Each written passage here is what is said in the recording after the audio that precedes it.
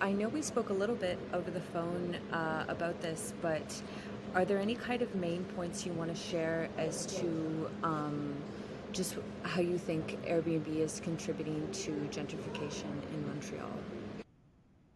Yeah, right now what we're seeing is uh, right now in Montreal, there's a website called Inside Airbnb, and we see that there's more than 12,000 apartments being rented on Airbnb, and 75% of those apartments are entire apartments. Um, if Airbnb presents itself as a way of sharing apartments between a person who go on vacation, but this is not sharing apartment. This is taking apartments from the rental market, the long-term rent location rental market, and putting apartments on the short-term rental market, tourist rental market. 12,000 apartments is a lot, considering right now there's a shortage of affordable apartments in Montreal. My experience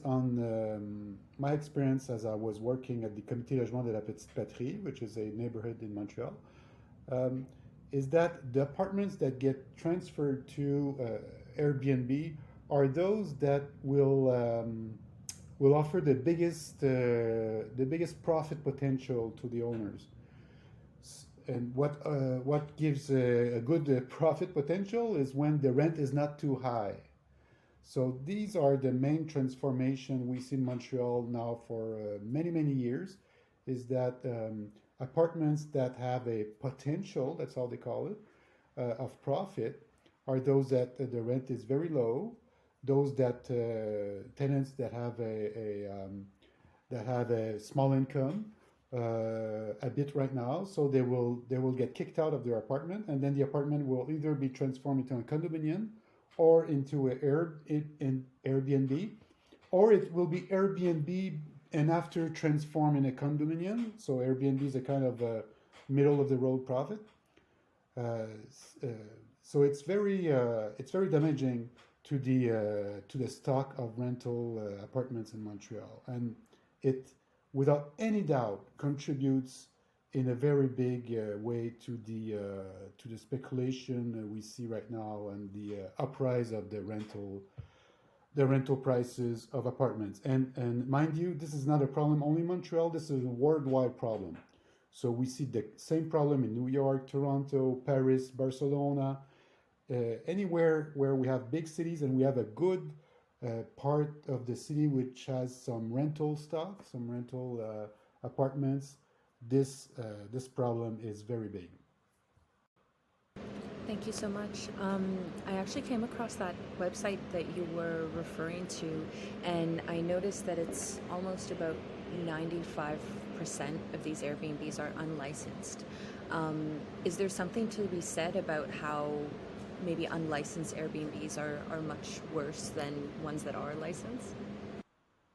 Yeah, because the city of Montreal has a bylaw that authorizes Airbnbs in certain portion of the city, and it's mainly going to be what we call commercial streets. So where I live, it's Saint Hubert Street. You also see Saint Denis, Saint Catherine. These streets that are considered to be more noisy and to have more activities. So we can say it's kind of normal to have some Airbnbs on these streets, even if it causes problems. We understand the reason behind it. However, there is no way that there is no vigilance, there is no check, no security check, no kind of checking that verifies if Airbnb that is being rented is authorized to work as an Airbnb. There's there are some inspectors from Revenu Québec, which is the fiscal arm of the government of Quebec. So the fiscal police, let's say, verifies if some kind of other ways, and they're saying that they are more active than they were before. But there's not a lot of vigilance on the street. And now, if we say that 95% of the Airbnbs are not licensed, this means that most of these Airbnbs are in residential streets, streets where citizens will expect some kind of peaceful and harmony of living, not so much noise. There are some families or some elders, some people that need some peace in their lives. And what they see instead is a tourist, very active, very noisy environment, and it poses all sorts of problems as in, for relationships between neighbors. And this is over the top, a problem that is over the top of the gentrification problem we see in Montreal right now. Thank you so much. I really appreciate your answer. Oops, sorry. What was my other question? And you did mention this on the phone as well, but why is it so essential that Airbnb is banned in Quebec? Well, there's really no way to put a stop to Airbnb because it's a company that has tried every trick in the system to evade any kind of verification. It's a predatory company that has no kind of ethics in any kind of city, in any city. It doesn't observe the law. It doesn't answer to request to show where the apartments are situated. It evades the fiscal system. It's a company that is made to profit in a parasitory way, if I may say, parasitic way. So if there would be a way of controlling Airbnb, then we might have a more modest offer of Airbnbs, and we might have something that is more in harmony with the city. But that is not the case. Airbnb is in itself doing every trick of the trade to evade any kind of verification. And this has been the case since Airbnb is there. For the last 10 years, we have tried every way of stopping Airbnb, and they always go around these bylaws. So I think the time is right now. It's a good time to say to ourselves, well, maybe the best way to end Airbnb is to end Airbnb. So to ban Airbnb and come back to a system we had before. Yes, tourists could rent apartments before, but they had to go through more formal mechanism or between word of mouth to rent some apartments. But right now the situation is uncontrollable. There's no way to control the system right now, the Airbnb system. So that's why the regroupement des comités logement and associations locataires du Québec, which means all the housing associations of Quebec regrouped in one group, are asking to ban Airbnb or any kind of other platform that takes rental apartments out of the market. Thank you. And I guess I just want to understand a little bit more what work goes into mobilizing for the government to put an end to Airbnb? Well, we have allies. There are many community groups in many sectors. The women groups, the people, homeless people, people of poverty groups, groups that works against poverty. Even right now, it's the coalition is getting bigger and bigger. We have now environmental groups, climate change, groups that fight against climate change. All kinds of people are having a lot of attention on the fact that the urban problems we have right now have all sorts of links to other kind of problems we have in our lives. So we have bigger and bigger coalition that are putting pressure on the government. We also have a municipal government in Montreal, Projet Montréal, which is favorable to the different demands we make. The only problem is the government of Quebec, which is clearly a right-wing government that doesn't listen a lot to these demands. So in Quebec City, also there's a new municipal government that is sensible to this problem.